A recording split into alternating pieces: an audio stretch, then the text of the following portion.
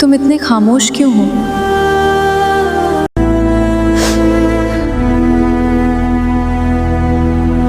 अब शिकायतें नहीं, सिर्फ सुकून चाहिए।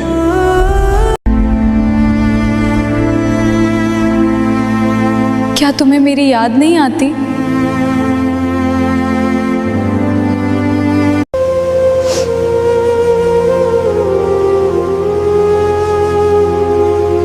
याद तो रोज आती है, लेकिन अगर मैं वापस आ जाऊं तो? लेकिन अब खुद को भूलकर तुम्हें याद नहीं करता।